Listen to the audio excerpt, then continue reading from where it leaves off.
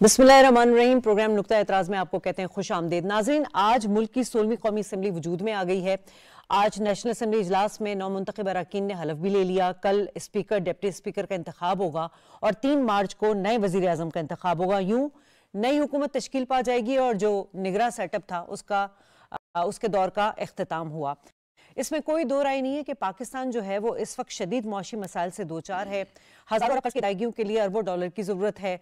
सो आने वाली हुकूमत के लिए फूलों की सेज नहीं होगी। लेकिन इस बात से भी इनकार नहीं किया जा सकता कि निगरां हुकूमत ने मुख्तसर अरसे में मईशत की बहाली के लिए हर मुमकिन इकदाम किए हैं, जिसमें SIFC को ले लें आप, वन विंडो ऑपरेशन ऑपरेट किया गया, एक्सपोर्ट सेक्टर्स के हवाले से काम किया गया, FBR में इस्लाहात का मामला उठाया गया, प्राइवेटाइजेशन के अमल को तेज करने की डिस्कशन भी सामने आई है।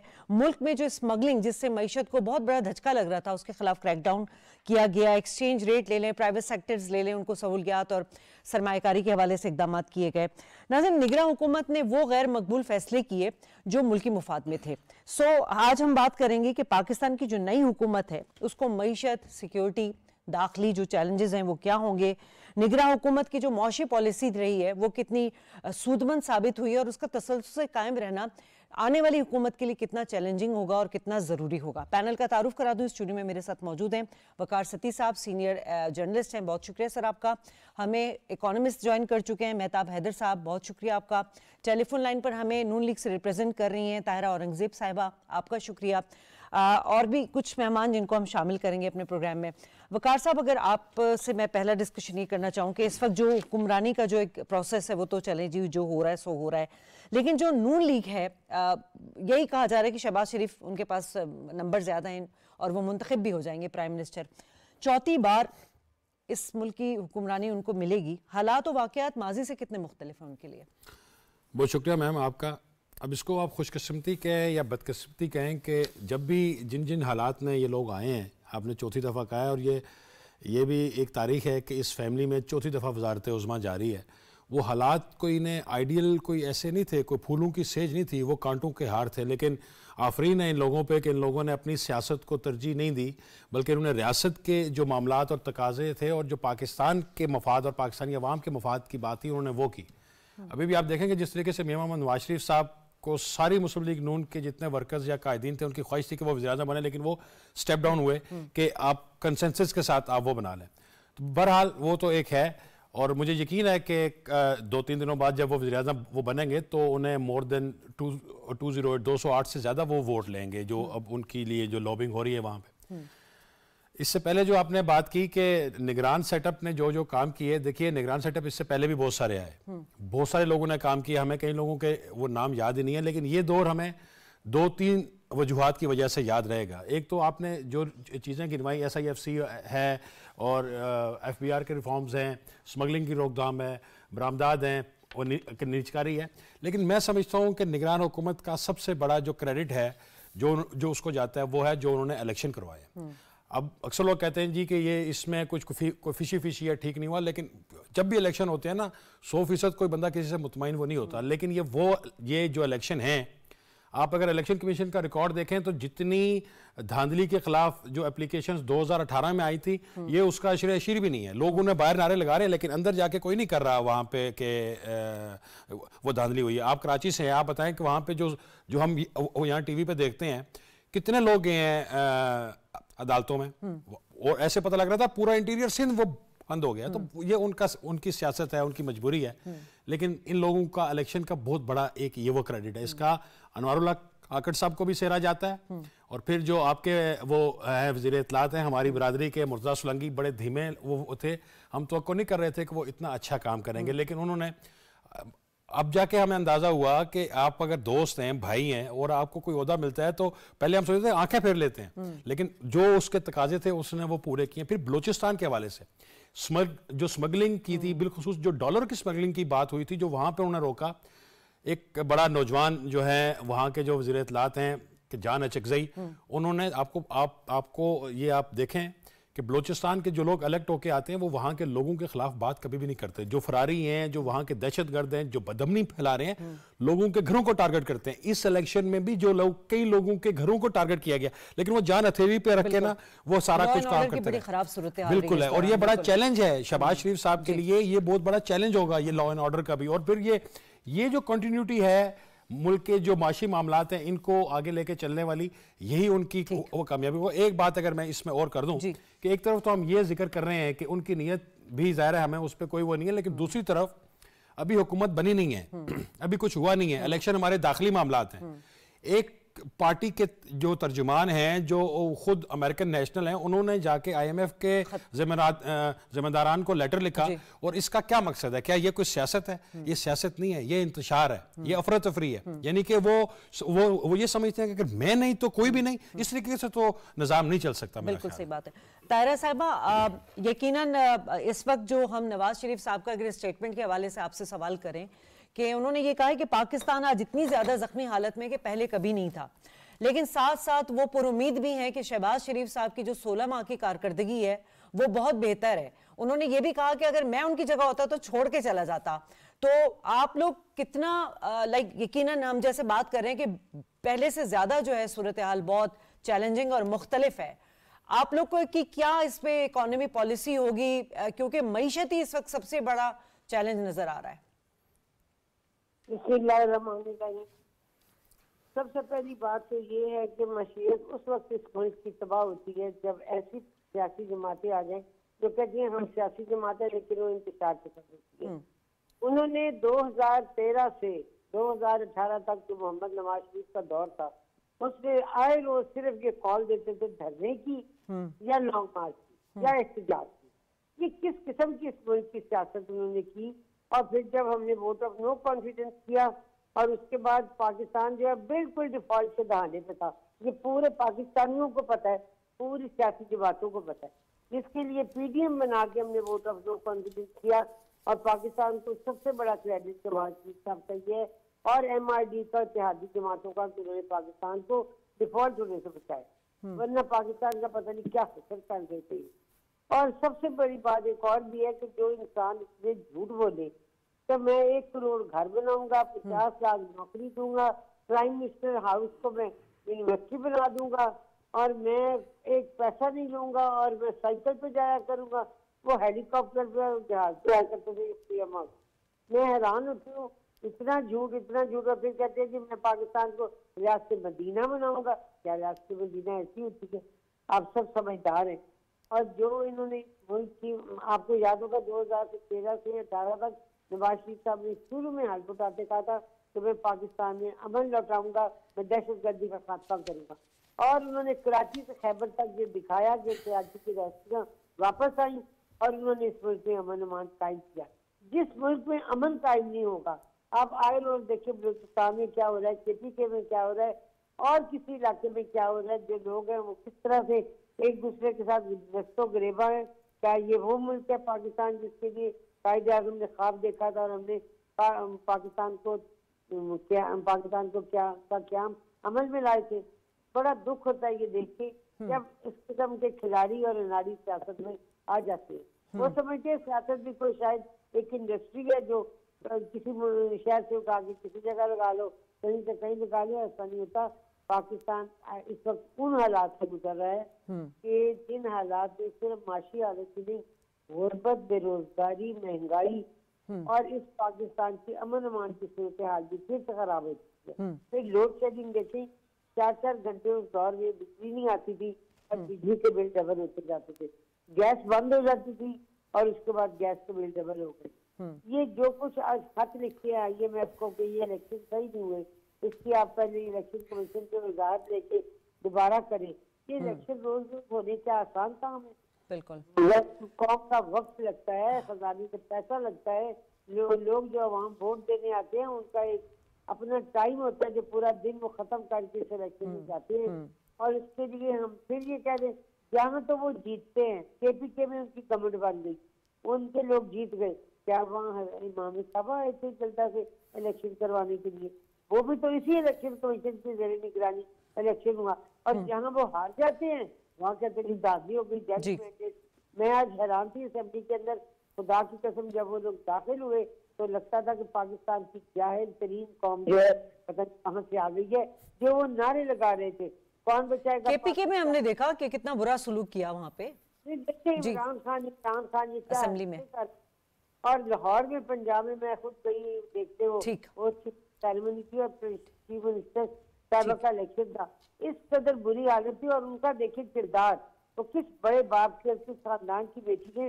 उन्होंने पहली तकरीर में कहा कि मैं सिर्फ वज़ीर आला पाकिस्तान मुस्लिम लीग नून की नहीं हूँ, मैं याद था जो मैं ऑपोजिशन की भी उतनी ही वज़ीर आला हूँ, इनके भी कामों के लिए मेरे दरवाजे ऑफिस से खुले रहेंगे, मैं हर वक्त हाजिर हूँ। और कल के इजलास में अपनी सीट से उठ के ऑपोजिशन के पास गई, राना आफ्ताब के पास से भी, आपको कोई मसला हो, कोई काम हो, मैं आपकी वज़ीर आला हूँ।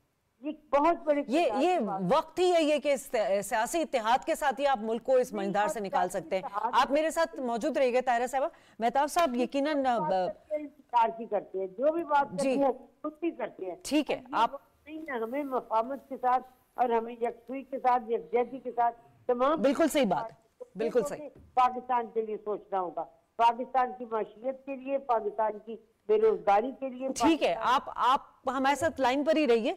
मेहताब साहब, ये जब हम ये पॉलिटिकल इंस्टेबिलिटी की बात करते हैं तो तकरीबन 10-15 सालों से हमें ये चीज़ें नज़र आ रही हैं, और यकीनन इसी वजह से आज हमारी मईशत इस जगह पर खड़ी है।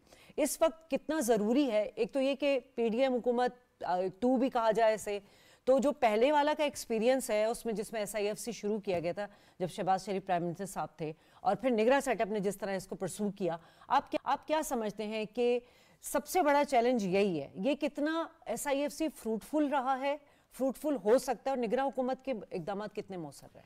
जी बिस्मिल्लाहिर्रहमानिर्रहीम, थैंक यू वेरी मच। असल में देखें, ये जो पॉलिटिकल स्टेबिलिटी है, ये इकोनॉमिक स्टेबिलिटी के लिए प्री रिक्विजिट है। जब तक किसी भी मुल्क के अंदर पॉलिटिकल स्टेबिलिटी नहीं होगी, इकोनॉमिक स्टेबिलिटी नहीं आ सकती। अभी आप देखें तो इस टाइम मैं समझता हूँ कि पहले तो हमेशा ये कहा जाता है कि पाकिस्तान बड़े नाजुक दौर से गुजर रहा है, लेकिन मैं आपके सामने चंद चैलेंजेस रख देता हूँ, फिर आपके SIFC वाले सवाल का जवाब दूंगा। आप ये देखें कि इस टाइम हम एक IMF के प्रोग्राम के अंदर हैं। ये प्रोग्राम कंप्लीट होना है, 12 अप्रैल इसकी डेडलाइन है। जैसे ही फॉर्मेशन ऑफ गवर्नमेंट होगी, उसके साथ ही IMF के साथ लास्ट रिव्यू के लिए मुज़ाकरात शुरू करने पड़ेंगे, और ये मुज़ाकरात अगले 10 से 15 दिन में उनको स्टाफ लेवल एग्रीमेंट करना पड़ेगा, और फिर बोर्ड में लेकर जाना पड़ेगा, पहला। दूसरा जो चैलेंज होगा आइंदा आने वाली हुकूमत के लिए, वो ये होगा कि हमें एक नए IMF प्रोग्राम के लिए एक डिज़ाइन तय करना पड़ेगा और उस पर एक एग्रीमेंट करना पड़ेगा, जो कि 3 साल के लिए होगा। ये दूसरा बड़ा मेजर चैलेंज होगा। और तीसरा चैलेंज इसी से रिलेटेड है, उसमें फिगर भी ज्यादा है, उसमें देखें फिगर ज्यादा रखेंगे। पाकिस्तान का जो कोटा है वो $6 बिलियन का है, लेकिन $8 बिलियन तक जाएगा। हम कोशिश ये कर रहे हैं कि क्लाइमेट फाइनेंस को भी अप्रोच किया जाए और उसको मिला के 7.5 से $8 बिलियन तक की बात की जाए, क्योंकि हमारा अगले 3 सालों का फाइनेंसिंग गैप की जो रिक्वायरमेंट है वो ज्यादा है। जो तीसरा सबसे इंपॉर्टेंट चैलेंज होगा वो ये होगा कि एक तो डिजाइन IMF का प्रोग्राम इस अंदाज में किया जाए कि लोगों के ऊपर ज्यादा बोझ ना पड़े। दूसरा ये है कि अगला बजट जो है वो हुकूमत ने पेश करना होगा, और वो उन्हीं कंडीशनैलिटीज की रोशनी में होगा। अब आपने SIFC का पूछा, देखिए SIFC इसलिए बहुत इंपॉर्टेंट है कि ये वन विंडो ऑपरेशन है। पाकिस्तान ने अगर फॉरेन डायरेक्ट इन्वेस्टमेंट लानी है तो वन विंडो ऑपरेशन मरकज और सूबों के दरमियान और within the ministries, within the civil bureaucracy, decision making के प्रोसेस को स्मूथ करने के लिए है। और मैं आपको बताऊं ये सारा प्री रिक्विजिट है। अभी हमने इसके डिविडेंड्स हासिल करने हैं, और वो डिविडेंड्स कब हासिल होंगे? जब पॉलिटिकल स्टेबिलिटी होगी। तो ये इकोनॉमी और पॉलिटिक्स जुड़ी हुई है आपस में, इसलिए अब जरूरत इस चीज की है कि हम इस क्राइसिस से स्टीयर करके इकोनॉमी को आगे लेकर चले जाएं। ठीक है वकार साहब, अब ये जो कौमी चैलेंजेस से निमटने के लिए अब 9 मुंतखब अरकान असम्बली सियासी इख्तलाफ को बालाए ताक रख के आप क्या समझ रहे हैं कि जमहूरी और पार्लिमानी रिवायत की पासदारी कर पाएंगे? क्योंकि अभी भी कुछ एडजस्टमेंट देख रहे हैं MQM के साथ चल रही हैं। पीपल्स पार्टी ने कहा कि हम आईनी ओहदों पर तो हैं लेकिन हम कैबिनेट का हिस्सा नहीं बनेंगे। इन तमाम चीज़ों को कैसे एलैबोरेट कर रहे हैं आप? देखिए, मैं ज़ाती तौर पे ये समझता हूँ कि इस वक्त सिवाय एक जमात के बाकी जितनी भी छोटी बड़ी जमातें हैं वो मुल्क के जो जो हालात हैं, दाखिली हालात हैं, उसमें अमन व अमान है, माशी सूरत हाल है, उसका उनको इदराक है और वो नियतन जो है वो इसको बेहतर करना चाह रहे हैं और इसकी बेहतरी में अपनी कंट्रीब्यूशन शामिल करना चाह रहे हैं। मुस्लिम लीग नून की कल जो पार्लिमानी पार्टी के इजलास में नामजद वज़ीर-ए-आज़म शहबाज शरीफ साहब ने जो बातें की, फिर साबिक वज़ीर-ए-आज़म मियां नवाज शरीफ साहब ने बातें की, तो वो एक वाज़े मैसेज था। फिर कल शाम को जो इत्तेहादियों की, जिसमें पीपल्स पार्टी भी थी, MQM भी थी, काफ लीग भी थी और IPP भी थी, उन सब ने वहाँ पे इसी चीज़ का अदा किया। वो दोबारा अगर वो एक चार्टर ऑफ डेमोक्रेसी की बात करते हैं जहाँ पे, तो वहाँ पे चार्टर ऑफ इकोनॉमी की भी बात करते हैं। तो मेरा ये ख्याल है कि वो इसको तो साथ लेके वो चलेंगे। अब देखें, अब जब तक जैसा कि महताब भाई ने बात की, सियासी इस्तेकाम नहीं आएगा ना, माशी इस्तेकाम भी नहीं आएगा। लेकिन इसके बावजूद हम देख रहे हैं कि कुछ लोगों ने नहीं सीखा ना। इलेक्शन से पहले क्या, इलेक्शन से पहले की सियासत और होती है, इलेक्शन के बाद की सियासत और होती है। आज भी अगर आप देखें तो जो तूफान बदतमीजी KP के असम्बली में आपको नजर आया, उसकी झलक हमें कौमी असम्बली में भी उसी तरीके से नजर आई। हमें उसी तरीके से वहां हुल्लड़बाजी भी नजर आई, हमें वहां पे धीगा मुश्ती, धक्के और नारेबाजी जो नहीं, ये पार्लियामान की रवायात नहीं है, ये उसके तकद्दुस के मुनाफी है। उस तरीके से वहां कहीं वो ऐसी बातें नहीं होती हैं। लेकिन इसके बावजूद अब ये कांटों का जो एक वो हार है ना, ये इन तमाम सियासी कायदीन के वो सर है। और ये मेरा ख्याल है कि जो MQM का आपने जो इशारा किया ना, MQM भी कोई इस दफ़ा मैं समझता हूँ कि कोई ऐसी अनड्यू मीन टाइप वो बात नहीं कर रही, कोई ऐसी फेवर नहीं कर रही। जिस बिल की वो बात कर रहे हैं, जो वो कह रहे हैं कि बल्दियाती बिल हो, वो बुनियादी तौर पे पीपल्स पार्टी भी उसकी हामी है, मुस्लिम लीग नून भी उसकी मुखालिफ नहीं है। अगर बल्दियात आपके स्ट्रांग होंगे, आपके जो ये वाला, हाँ, तो उससे आपके लोगों का तो नर्सरी है बिल्कुल। और ये जो लेजिस्लेटर्स हैं, इनका काम है कानून साजी करना। तो मेरा ख्याल है कि उसके ऊपर भी हो जाएगा और MQM भी ऑन बोर्ड होगी और बाकी लोग भी जो है वो ऑन बोर्ड होंगे। और पीपल्स पार्टी की जहां तक बात है, अब किसी को ये बात अच्छी लगे या बुरी लगे, अब ये नहीं हो सकता कि आप वज़ीर-ए-आज़म को वोट दें इत्मीनान का, आप कुछ आईनी ओहदे भी ले लें और फिर आप कहें कि हम गवर्नमेंट में शामिल नहीं। ऐसे नहीं है। Peoples Party by all means government का हिस्सा है, कैबिनेट में वो बैठे या ना बैठे। हमें तो कुछ इतलात ये भी आ रही है कि शायद सेकंड फेज में वो दोबारा शामिल हो जाए, अल्लाह करे शामिल हो, क्योंकि ये जो मसाइल हैं किसी एक पार्टी का, एक बंदे के बस की बात नहीं है। तो ये है वो सूरत हाल और बेहतरी की उम्मीद करनी चाहिए। और उम्मीद यही है कि शायद जो ये भटके हुए लोग हैं, शायद वो कुछ वो सीखें और कुछ समझें। ठीक है ताहिरा साहब, एक सवाल ये है कि जो पिछली तमाम जमातें रही हैं इक़्तिदार में, तो उन्होंने, वो कहते हैं ना कि प्रैक्टिकली होकर जो है वो फैसले नहीं किए, वो मकबूल फैसले किए अवाम में मकबूलियत के लिए। लेकिन निगरान हुकूमत ने कुछ गैर मकबूल फैसले भी किए। इस वक्त यही है कि नून लीग आती है, सारी इत्तेहादी जमातें होती हैं, इन सबको ऐसे सख्त फैसले लेने होंगे कि जिसकी वजह से पाकिस्तान की मईशत को थोड़ा सपोर्ट मिले।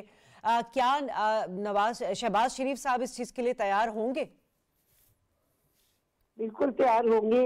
इसके गवर्नमेंट को मैं बड़ा क्रेडिट देती हूँ कि पाकिस्तान के अंदर जो अफगानी रह रहे थे, कोई किसी का शनाख्ती कार्ड नहीं था, कोई गलती तो कहते थे। ये तो बहुत बड़ा काम किया इस गवर्नमेंट ने कि जब उनको कहीं दहशत गर्दी होती थी तो ताने बाने उन्हीं लोगों से जा मिलते थे कि जो हमारे लोग जो तकरीबकारियां हो रही थी। और इन्होंने उन तमाम अफगानियों को जो कई सालों से दहाइयों से यहाँ थे, उनकी वापसी का एक सोचा, और सिर्फ सोचा नहीं, अमलन किया, उन सबको वापस अफगानिस्तान भेजा, चाहे जिस तरह भी भेजा। और दूसरी बात बहुत बड़ी ये इन्होंने की, ये शहबाज शरीफ साहब ने जब 16 महीने की हमारी गवर्नमेंट थी, आखिरी दिनों में किया कि पाकिस्तान के बलूचिस्तान और ईरान के बॉर्डर पे एक मार्केट बनाई। जो चीजें स्मगल होकर ईरान से आती थी, जो हर जगह में नजर आती थी, कोयटा में, चमन, हर जगह, तो वो उन्होंने एक मार्केट बना दी कि जिससे पाकिस्तान की भी चीजें होंगी और ईरान से भी आएंगी, और वहां से लोग लीगल तरीके से लेंगे।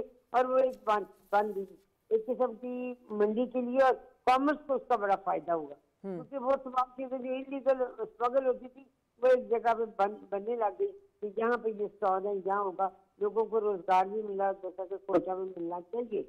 वो सुबह पसमानगी के लिहाज से बहुत पीछे है, मुझे इस चीज का भी इदराक है। और शहबाज शरीफ साहब भी ये सोचते हैं कि हम उन सूबों की तरफ ज्यादा तवज्जो दें जहाँ पे लोग बहुत ही ज्यादा बस्ती की हालत में, इस चीज का। और ये भी मैं एग्री करूंगी वकार शक्ति साहब से कि मेरी भी ख्वाहिश है कि पीपल्स पार्टी कैबिनेट में हमारे साथ शामिल हो।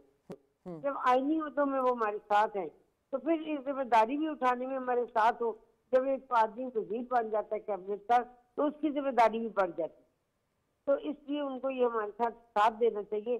और वाकई इस वक्त ये मुल्क जो है उसका धारा यही चाहता है हम तमाम लोग मसाइल को हल करने के लिए इकट्ठे हो जाएं और इकट्ठे होने के बाद आवाम को हर सहूलत हम दे सकेंगे। क्योंकि जिस मुल्क के अंदर दहशतगर्दी हो, जिस मुल्क के अंदर रोजगार न हो, जिस मुल्क के अंदर महंगाई हो, जिस मुल्क के अंदर माशी इस्तकामत न हो, वहाँ पे सियासत, जब सियासी इस्तकामत होगी तो माशी इस्तकामत भी होगी, इन्वेस्टर भी आएगा। लेकिन जब यहाँ के खिलाड़ी और नारी खत लिखेंगे IMF को और फिर साइफर लहराएंगे और अमेरिकन एम्बेसडर को आके सफाई देनी पड़ेगी कि जी नहीं हमारा कोई ताल्लुक नहीं और ना ऐसा कोई मसला है। तो मईशत से पहले तो यही बड़ा चैलेंज है ना, ये सियासी इस्तेहकाम का ही, क्योंकि जब तक आप अपने मुल्क में इस्तेहकाम लेकर नहीं आएंगे तो ये बैरून मुल्क जो इन्वेस्टर्स है वो कैसे आके पाकिस्तान में इन्वेस्ट करेंगे? नहीं, आप मुझे बताएं, आप जो इलेक्शन के बारे में इख्तलाफात कर रहे हैं, शिकायतें लिख रहे हैं, IMF से उसका क्या ताल्लुक है?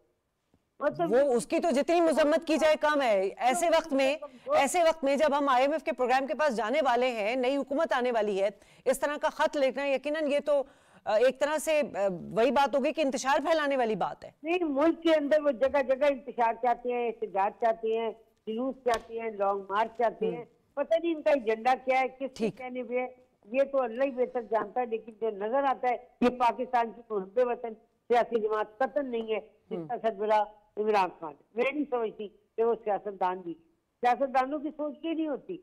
इलेक्शन खत्म हो जाता है, लोग मफामत की तरफ चलते हैं कि ठीक है जी, जिनको जो मैंडेट मिला है हमने उसके साथ मिल के गवर्नमेंट बनानी है, मसाइल को हल करना है। ये पता नहीं किस चीज को हल करने के लिए असेंबलियों में आते हैं, सारा वक्त नारेबाजी, चोर चोर चोर चोर। पिछला दिन और भी इन्होंने 3.5 साल एक ही नारा लगाया, कोई अमली काम नहीं किया, कोई मंसूबा नहीं शुरू किया, कोई बिजली का प्रोजेक्ट नहीं लगाया, कोई किसी किस्म की 4.5 साल का टाइम था, इकोनॉमी को लेकर क्या काम हुआ? ठीक है, लोड सेटिंग नहीं खत्म की, कोई सुई गैस की नहीं खत्म की।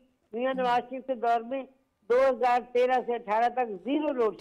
ठीक है, चलें मेहताब साहब, अब हम जरा दूसरे एलिमेंट्स पे बात करते हैं जो इकोनॉमी को लेके काफ़ी सीरियस रहे हैं, जिसमें स्मगलिंग की भी बात की तायरा साहिबा ने भी। हर हुकूमत को पता था कि ये मसला है और क्या मसले वहाँ पे ये भी पता है, लेकिन यकीनन वही बात थी कि उसके खिलाफ कार्रवाई नहीं की गई थी। मैं जो बात कर रही हूँ कि निगरान हुकूमत ने जो गैर मकबूल फैसले किए, वो पॉलिटिकल माइलेज उनको नहीं लेनी थी। ये कितना बड़ा टास्क होगा आने वाली हुकूमत के लिए, क्योंकि अब तो आखिरी वक्त तक क्रैकडाउन किया है निगरान हुकूमत ने जाते हुए, इससे हमारी इकोनॉमी को कितना सपोर्ट मिला है? देखिए, मेरा ख्याल ये है कि जो SIFC का फोरम है ये इंश्योर करेगा कि यहाँ पे कंटिन्यूटी हो, और इस कंटिन्यूटी के अंदर जो उनके मेन्यू और प्लेट के अंदर चीज़ें हैं उनमें इकॉनमी सरफहरिस्त है। मैं आपको बताऊं, अगर हमने अपने मुल्क के अंदर इन्वेस्टमेंट लानी है तो ये बड़ा ज़रूरी है कि पाकिस्तान में स्मगलिंग का खात्मा हो। एक तो ये डॉलर्स की स्मगलिंग है, उसके अलावा अगर गुड्स की स्मगलिंग भी देखें तो स्मगलिंग बेसिकली किसको नुकसान पहुंचाती है? स्मगलिंग बेसिकली फॉर्मल सेक्टर को नुकसान पहुंचाती है और वो जो प्रोडक्टिविटी है उनकी उसको मुतासर करती है, चूँकि वो सारी डिस्टॉर्शंस क्रिएट कर देती है। अच्छा, एक बात मैं और अगर इजाज़त दें तो करना चाहता हूँ, वो है कि चार्टर ऑफ इकॉनमी की बात हो रही थी। देखिए, चार्टर ऑफ इकॉनमी बड़ा इंपॉर्टेंट है, लेकिन पाकिस्तान में मैं समझता हूँ इससे ज़्यादा चार्टर ऑफ सर्टेनिटी की ज़रूरत है। सर्टेनिटी ये है कि आप IMF के जब प्रोग्राम में जाते हैं तो आपके पास 3 साल का एक फ्रेमवर्क सामने आ जाएगा। वो प्रॉब्लम है कि ये नहीं है कि वो बड़ा इजी है, वो बड़ा सख्त होगा, उसमें मुश्किलात में भी इजाफा होगा, लेकिन पाकिस्तान के ऊपर जो डिफॉल्ट के खतरात हैं वो ख़त्म हो जाएंगे, एक स्टेबिलिटी आएगी। अगर पॉलिटिकल स्टेबिलिटी और सर्टेनिटी साथ हो, और मैं आपको बताऊं, अगर हम फॉरेन इन्वेस्टर को भी SIFC के थ्रू लाना चाहते हैं, सबसे पहले हमें अपने डोमेस्टिक इन्वेस्टर को ठीक करना पड़ेगा, क्योंकि डोमेस्टिक इन्वेस्टमेंट होगी तो उसके नतीजे में फॉरेन इन्वेस्टमेंट आएगी और वो ज्वाइंट वेंचर्स होंगे। इसी तरह से CPEC को भी रिवाइव करने की जरूरत है, और CPEC में अभी बड़ा क्रूशियल मरहला है। एक तो एग्रीकल्चर सेक्टर में हमने कॉपरेशन करना है उनके साथ, और दूसरा इंडस्ट्रियल कॉपरेशन। SEZs, मैं आपको अभी ये बता सकता हूं कि ऐसे ही है, जीज का जो पहला मरहला है रशाकई का, वो मार्च अप्रैल में फंक्शनल होने वाला है। तो ये बड़ा स्टेज सेट है कि अब इकोनॉमिक एक्टिविटी को बुनियादी तौर पे प्रोटेक्ट भी किया जाए और प्रमोट भी किया जाए। डोमेस्टिक इन्वेस्टमेंट जब बेहतर होगी तो फॉरेन इन्वेस्टमेंट भी आएगी, और ये सारी चीजें जुड़ी हुई होती हैं। ये सब कुछ होगा तो इकोनॉमिक एक्टिविटी होगी। लेकिन एक चीज मैं आपको बता दूं, किसी भी मुल्क के अंदर, और पाकिस्तान जैसे मुल्क के अंदर जहां पे 240 मिलियन से ज्यादा लोग रहते हैं, जहां पे पॉपुलेशन ग्रोथ 2.6% से ज्यादा है पर एनम, वहां पे 2-2.5% की ग्रोथ जॉब अपॉर्चुनिटीज क्रिएट नहीं कर सकती। जब ये सारा कुछ होगा तो 6 से 7% की ग्रोथ की तरफ जाएं, उसके नतीजे में जॉब अपॉर्चुनिटीज भी होंगी और गुर्बत में भी कमी होगी। ठीक है वकार साहब, अब निगरां हुकूमत की हम चूंकि की बात कर रहे हैं और आने वाली हुकूमत उसके तसलसल को जारी रखना बहुत ज़रूरी है उसके लिए। उसमें एक मैंने जब वज़ीर आज़म बने थे शहबाज शरीफ साहब, तो उन्होंने किफ़ायत शहरी मुहिम की भी बात की थी। फिर लेकिन हमने देखा कि उसमें उस तरह से वो चीज़ें अमली तौर पर नज़र नहीं आई। अब ये जो निगरां हुकूमत है, इन्होंने किफ़ायत शहरी पॉलिसी की मंजूरी दे दी है। अगर वाकई इस पर अमल हो जाता है तो आप क्या समझते हैं, इससे तो हम अरबों रुपए बचा सकते हैं। ये जो छोटे छोटे इकदाम हैं निगरां हुकूमत के, जिनको आज हम डिस्कस इसीलिए कर रहे हैं ताकि आने वाली हुकूमत के लिए डायरेक्शन मिली हुई है उसको कंटिन्यू करें, ये कितना इंपॉर्टेंट रहा है? बिल्कुल इंपॉर्टेंट रहा है, और इसमें सारी बात है नीयत की। इन्होंने तो किया, कुछ हमारे इदारों ने अपनी तनख्वाहें भी दी, उसमें भी कटौती की, बहुत सारे लोग उसमें और दूसरे तरीकों से भी हिस्सा डालते हैं। लेकिन आपके इसी मुल्क में जब एक बंदा बरसरे इक़्तिदार आया था तो उसने कहा था ये भैंसे बेच दो। वज़ीर आज़म हाउस की अपनी गाड़ियां बेच के उसके बाद उससे कई गुना ज्यादा कीमतों के ऊपर दोबारा ली। इस तरीके की कोई प्रैक्टिस तो नहीं होनी चाहिए, लेकिन मुझे यकीन है कि ये वाले लोग तो ऐसा काम नहीं करते या नहीं करेंगे। लेकिन डेफिनेटली जितने भी ज्यादा आपके अखराजात हैं वो सिर्फ हुकूमत की जिम्मेदारी नहीं है, हम सब की भी जिम्मेदारी है कि उसको कम से कम करें। बिजली का जो वो हम ज़या करते हैं, पानी का ज़या करते हैं, और वसाइल का इसी तरीके से होता है। तो अगर आप इस एक नियतन अगर आप ये काम करेंगे तो उससे बेहतरी आएगी, उससे और कोई उससे वो फ़ायदा हासिल कर सकता है। ठीक है तायरा साहबा, आप मतलब मरियम नवाज साहिबा ने तो एक ऐलान किया है कि कैबिनेट मुख्तसर होगी, पंजाब कैबिनेट, लेकिन आप नहीं समझती कि इस वक्त ज़रूरत भी इस अमर की है कि किफ़ायत शहरी मुहिम, जो कि शहबाज शरीफ पहले भी जब वज़ीर आज़म बने थे तो उन्होंने इस बात का ऐलान किया था, इस वक्त की अहम ज़रूरत है, ताकि क्योंकि हमारा तो असल मसला यही है, आमदन और खर्च का ही मसला हमारा मेन है, ये फिस्कल डेफिसिट ही इसी वजह से आ रहा है। तो इसमें अगर हुकूमत एक एग्जाम्पल सेट करेगी तो बहुत अच्छा इकदाम नहीं होगा? ये बहुत अच्छा इकदाम होगा। बल्कि मैं तो ये समझती हूँ कि घरेलू नाचाकी के 90% केसेस जो डिवोर्स तक चले जाते हैं उनमें भी माशी अफसरी है। जब घर के अखराजात पूरे नहीं होते तो औरतें जो है परेशान होती हैं, तो लड़ाई झगड़े बढ़ते हैं। और सबसे बड़ी एक और बात है, शहबाज साहब जब पहले भी शहबाज शरीफ साहब 16 माह के गवर्नमेंट में भी उन्होंने एक पहली तनख्वाह नहीं दी थी, और मियां नवाज शरीफ साहब भी नहीं देते थे। जब वो वज़ीर आज़म बने, प्राइम मिनिस्टर हाउस का खर्चा वो अपनी जेब से करते थे। इस इमरान खान ने आने के बाद बड़ी फायदे मांगी लोगों से, ये चाहिए, उन्होंने कहा जी वो सब खर्चे खुद करते थे। ये गाय भैंस भी वो अपनी लाहौर से ले मंगवाई थी उन्होंने, और वो ना हुकूमती कोई पर्क्स लेते थे ना प्रिविलेज लेते थे। लेकिन ये है कि वो अपने शहबाज शरीफ साहब ने भी कोई तनख्वाह 16 महीनों में नहीं दी, आप लेंगे।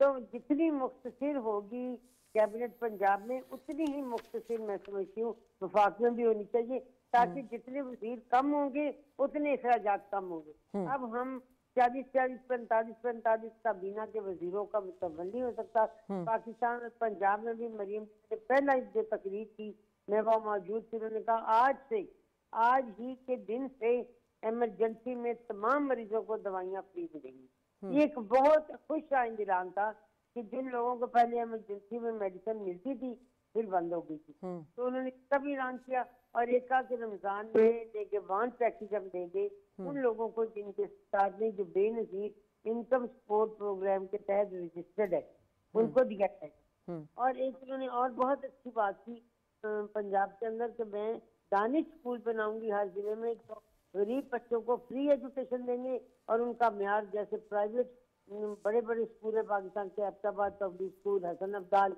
या लॉरेंस कॉलेज, बड़े बड़े जो है कॉलेज और स्कूल, उनका म्यार उनके बराबर होगा। और जो स्टूडेंट्स हैं जहाँ पे जो ये भीख मांगते हैं चौराहों पे चौकों पे, जिसकी वजह से हमारे पाकिस्तान की एजुकेशन में इतनी कमी आ चुकी है, और जितनी कमी एजुकेशन में आएगी उतनी पाकिस्तान में जहालत बढ़ेगी, जितनी जहालत बढ़ेगी वो भी पाकिस्तान की तरक्की नहीं होगी, तनज़्ज़ुली होगी। तो उसके लिए भी उन्होंने एजुकेशन के लिए बड़े अच्छे ऐलानात किए हैं। मैं समझती हूँ कि हमें कम से कम कैबिनेट सिर्फ वफाक और पंजाब में नहीं, बलूचिस्तान में, KPK में भी जिस जिस पार्टी की हुकूमत है, सिंध में भी, उन सबको चाहिए कि वो एक एक बंदे के जिम्मे ज्यादा जिम्मेदारियां डालें, मिनिस्ट्रियाँ कम कर दें, मिनिस्ट्रियों के अखराजात इस तरह से खत्म हो जाएंगे, ऑफिस कम कर दें, गाड़ियाँ कम हो जाएंगी। और जिस तरह एक दौर था जनेजा साहब का जब वो छोटी गाड़ियों में गुजरा के लाए थे, आपको शायद याद है, और इस तरह छोटी गाड़ियाँ जैसी बड़ी इकोनॉमिकल होती है, उनमें पेट्रोल भी कम इस्तेमाल होता है। तो ये अगर वजीर एक और मेहरबानी करे, जिस तरह के हालात हैं कि वो उन गाड़ियों का पेट्रोल भी ना ले, तो और भी अच्छी बात है। बिल्कुल, गाड़ी तो है ना, इससे अच्छी बात क्या होगी क्योंकि हम तो बैनुल-अक़वामी अदायगी हम ऑयल मद में इतनी ज्यादा करते हैं, इंपोर्ट बिल हमारा सबसे ज्यादा उसी पे ही होता है। मेहताब साहब जी, पाकिस्तान माशी आदत को बेहतर बनाने के लिए ताउन करना चाहिए, चारों सूबों को भी और विफाक को भी। ठीक है, तो कुछ जिम्मेदारियां अपने कंधों पे ले लें। ठीक है, और जितनी छोटी कैबिनेट होगी पाकिस्तान के माशी हालात उतनी जल्दी बेहतर हो। ठीक है मेहताब साहब, अब जरा हम बात कर लेते हैं जो SIFC के 5 सेक्टर्स हैं, जिसमें IT भी है और 4-5 और भी है सेक्टर्स हैं। उसमें IT में बड़ा अच्छा काम हुआ, इससे पहले भी जब PDM की हुकूमत थी तब भी काम अच्छा हुआ था, और निगरान सेटअप में भी बहुत अच्छा हुआ। दिसंबर में हमारा जो IT रिकॉर्ड इजाफा हुआ, इस वक्त $10 बिलियन का हदफ रखा था निगरान सेटअप ने। अब इस्लाहात कितना ज़रूरी है ताकि ये वो सेक्टर्स हैं जिससे हमें फौरी तौर पे एग्रीकल्चर सेक्टर हो गया, IT सेक्टर हो गया, हमारी एक्सपोर्ट्स हो गई, तो ये वो सेक्टर्स हैं जिससे हम कुछ अरसे में जो है वो फ़ायदा हासिल कर सकते हैं।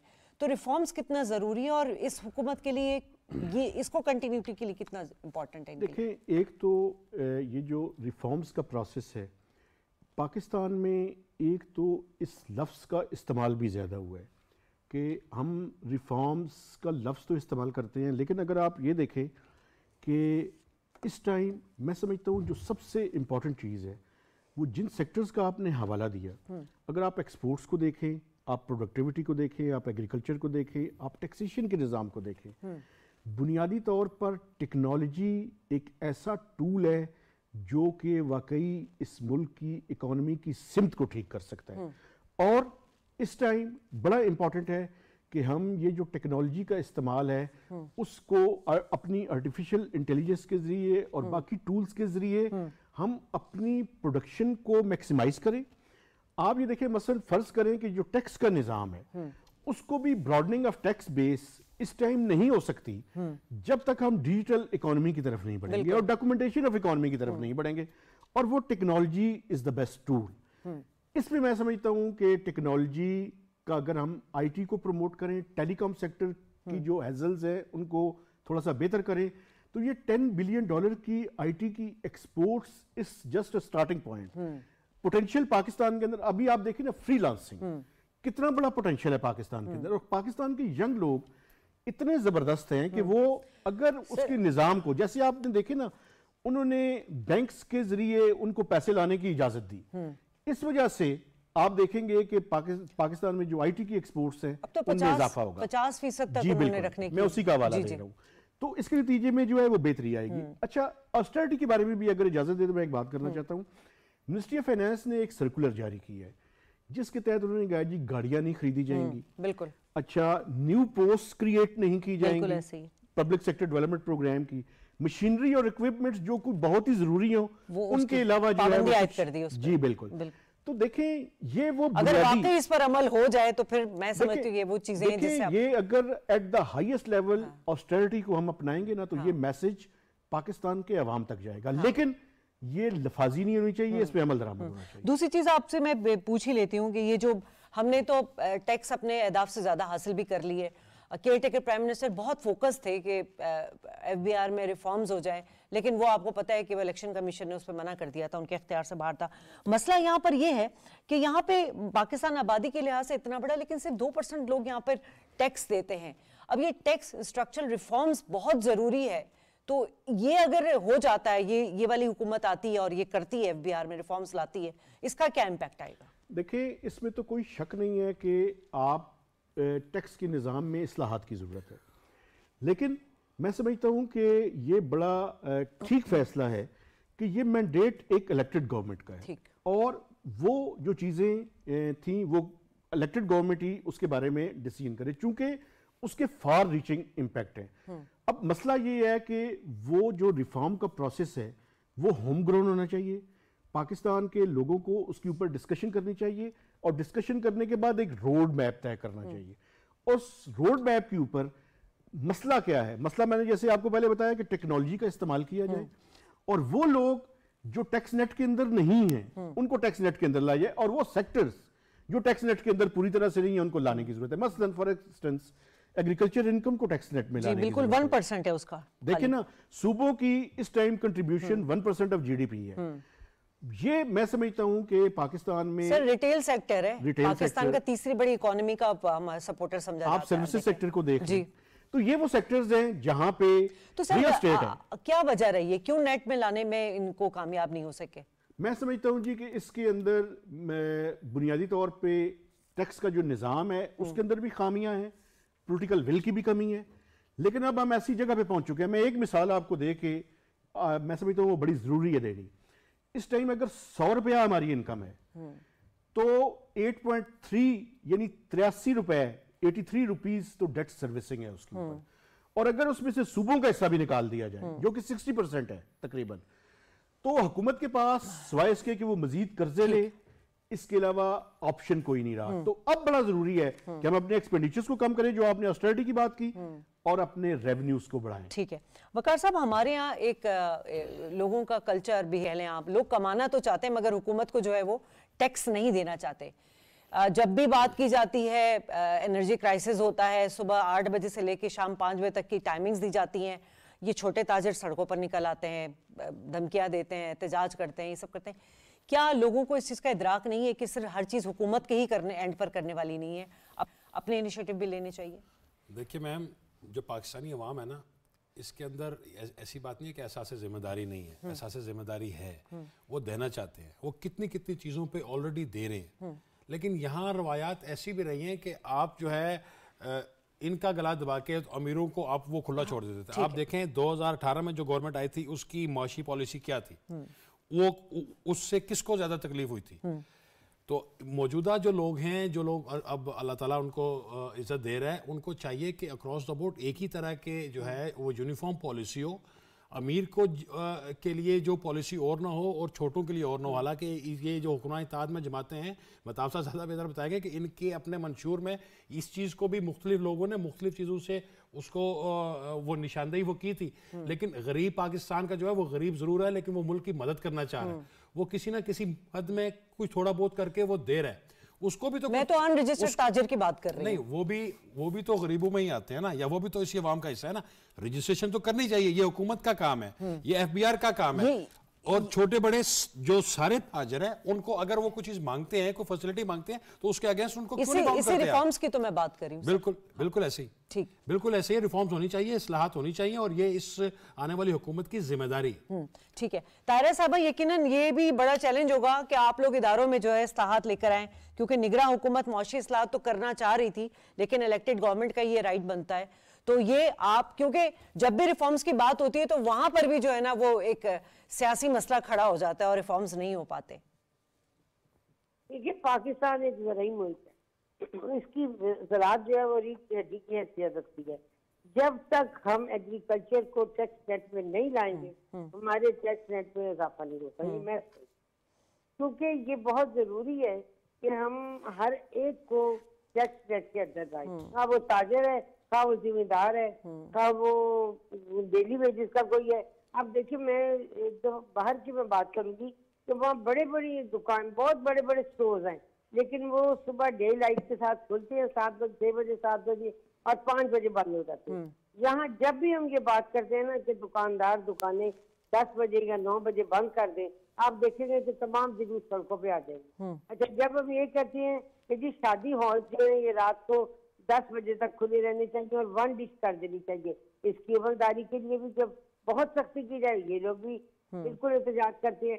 याद कि हमें अब अपने शहरियों को बताना चाहिए कि ये मुल्क अब इन ख्वाहिशों का और इन सहूलतों का मुताबिल नहीं हो सकता जब तक हम अपने आप को सेक्रीफाइस ना करें। गवर्नमेंट सब कुछ नहीं करती, अदारे सब कुछ नहीं करते, हमारा अपना किरदार होना चाहिए कि जब हम देखते हैं कि ये चीज है तो हमें खुद ब खुद FBR में जाके अपना ऑडिट करवाना चाहिए और अपने आप को टैक्स नेट के अंदर लाना चाहिए, ताकि मुल्क में वो तमाम तबके, वो तमाम लोग, वो तमाम जो बिजनेस क्लास है, ये जो जिम्मेदार है, ये जो फार्मर है, जो भी है, जितनी भी है, जिस तरह भी अर्न करते हैं उसका जो हिस्सा देना है उन्होंने, वो FBR उनको टैक्स नेट में लाए और फिर ये ग्रोथ जो है इंडस्ट्री की तरफ जाएगा। इंशाल्लाह ताला ये गवर्नमेंट जो अब आई है ये इसके लिए जरूर काम करेगी FBR के लिए।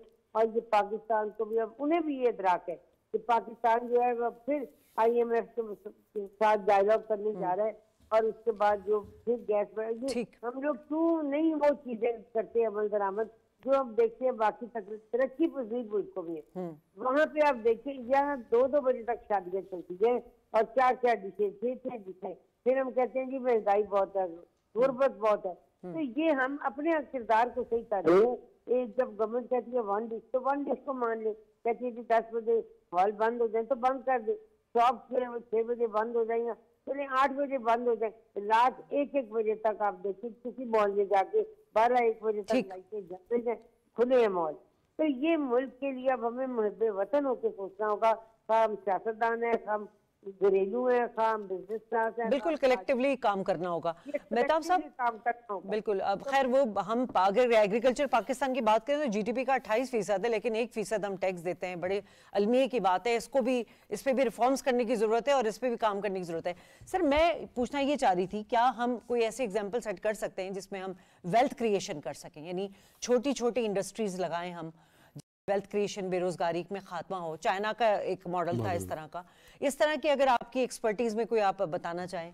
देखिए बुनियादी तौर पर ये जो टैक्स का निज़ाम है ना जी, ये बड़ा इम्पॉर्टेंट है और इसके अलावा जब हम इकोनॉमी की ओवरऑल सिचुएशन को इम्प्रूव करेंगे, अभी आप ये देखें कि आप वेल्थ क्रिएशन की बात कर रही हैं और छोटी इंडस्ट्रीज़ और SMEs की बात की है आपने, तो उसके लिए बड़ा ज़रूरी है कि इस टाइम आपको पता है कि बैंकों के पास सबसे बड़ा बारवर कौन है? Government of Pakistan. तो जैसे जैसे गवर्नमेंट ऑफ पाकिस्तान अपने रेवेन्यूज को बेहतर करेगी तो उसकी रिलायंस बैंक्स के ऊपर कम होगी और जो crowding out of private sector है वो खत्म होगा उस टाइम। और अभी आप ये देखें कि इस टाइम इंटरेस्ट रेट कितना ज्यादा है, इंटरेस्ट रेट 22% है। ऐसे हालात में जब इंटरेस्ट रेट इतना ज्यादा हो तो उस हालात के अंदर कोई इंडस्ट्री ग्रो नहीं कर सकती। अब इकोनॉमी को स्टेबलाइज करने की जरूरत है, इन्फ्लेशन नीचे आए, इंटरेस्ट रेट नीचे आए तो उसके नतीजे में बेहतरी होगी। और ये जो टैक्सेस की निजाम की बात आप कर रही हैं, देखें इस मुल्क के अंदर चाहे किसी की एग्रीकल्चर से इनकम है, चाहे रिटेल से है या किसी से भी है, जब टैक्सेबल इनकम किसी की ज्यादा है, ये इनकम ऐसे तो नहीं है कि कोई इनकम सुर्ख है और कोई इनकम नीली है और कोई पीली है, एक टैक्सेबल सीलिंग से ज्यादा जिसकी इनकम है उसको टैक्स के निजाम के अंदर होना चाहिए।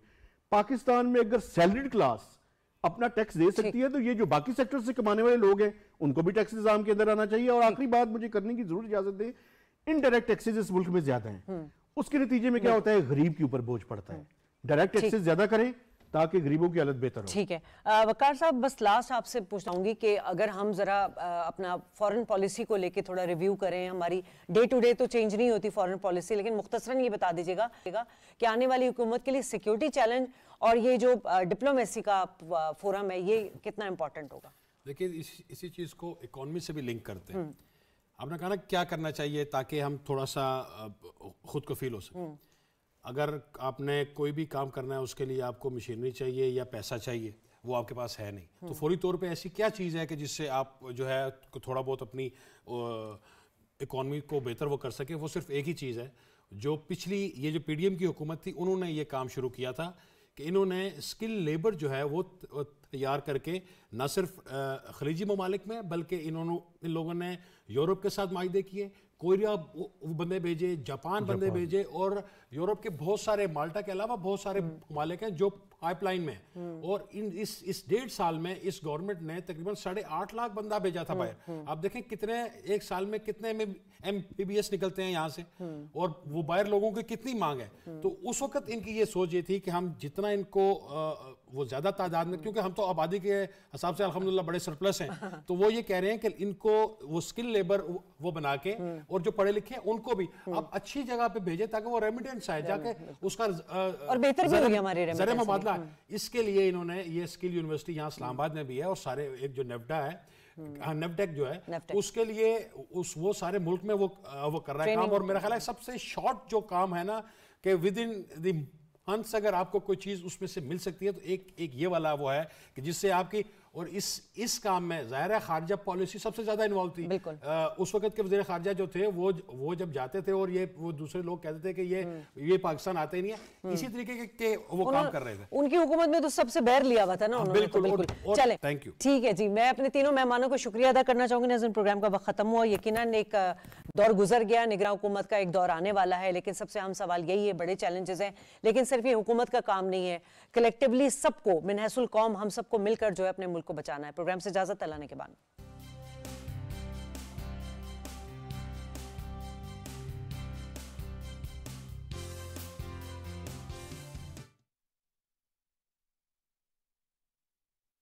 कुरान